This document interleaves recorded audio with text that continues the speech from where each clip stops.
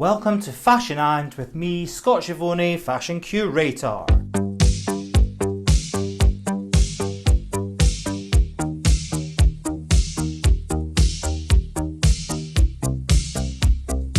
This is Fashion and Exhibitions, where I'll be visiting and reviewing fashion exhibitions across the UK and Europe. This is Fashion and Exhibitions, Thierry Mugler, Couturissime. For this episode, we're going back to January 2022, when I visited the Musée des Arts Décoratifs in Paris to see Thierry Mugler, Couturissime.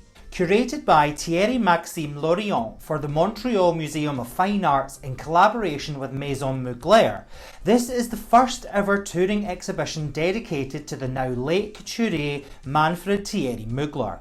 Adapted for the Musée des Arts Décoratifs by Curators Marie-Sophie Carron de la Carrière and Eric Pajalet-Plaà, the exhibition was arranged into 9 immersive sections, each one the result of a unique collaboration with a select group of talented designers, artists and set designers. Mugler famously said, "I made clothes because I was looking for something that didn't exist.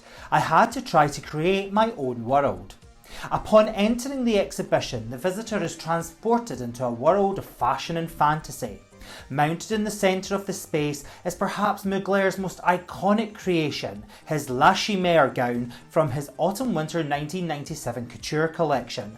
This is one of the most expensive haute couture creations ever made. Used as the centrepiece for the first room titled Metamorphosis, Fantasy and Bestiary, the display showcases the designer's vast imagination and talent as a showman of French haute couture. Insects, reptiles, amphibians, birds and butterflies, the female form is manipulated and transformed into otherworldly creatures. Made in collaboration with South African corset maker Mr. Pearl and artist Jean-Jacques Urquin, the label for La Chimère details the time taken to create this masterpiece of couture. 6 weeks with 20 people working on it continuously for 24 hours a day. Upon entering the room titled Futuristic and Femme Couture, the sound of a strong, steady heartbeat and heavy breathing fills the room, and considering Thierry Mugler's recent passing, the couturier passed away on the 22nd of January 2022, this created a poignant moment of reflection for the visitor. Further absorption into Mugler's world came in the Mugler Lab. Sensory smelling stations shaped like lungs allowed visitors to inhale the various intoxicating fragrances created by the house, including Mugler's sweet-smelling olfactory gourmand fragrance Angel, his signature and the first ever fragrance of its kind. The myth of the Muglerian woman, a theme central to the exhibition, was emphasised through the mannequins, which were enhanced with applied made-up faces. Mugler's signature suits with emphasised exaggerated shoulders, nipped-in waists, peplums and hip-hugging pencil skirts displayed a balance of sensuality and severity that accentuated the female form by combining the traditions of Dior's new look with Mugler's own take on futuristic glamour. Despite the extravagant staging of the show, there was little in the way of interpretive text, which meant that the narrative throughout was sometimes lost.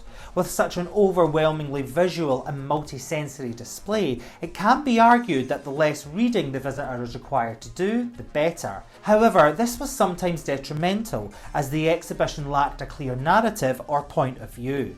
Despite this shortfall, the exhibition is a tour de force which succeeds in showcasing Thierry Mugler as one of the most influential designers in the world, drawing inspiration from everything he saw, touched and smelt. This immersive exhibition stimulates all these senses alongside celebrating Mugler's life and body of work. Curator Thierry-Maxine Loriot does an excellent job in translating Mugler's world into a bold fashion exhibition that exemplifies the couturier's talent in producing fashion that to this day continues to resonate. Well, that's it for this episode of Fashion and Exhibitions. I'll see you next time, but before you go, don't forget to subscribe to Fashion And with me, Scott Giavone, Fashion Curator.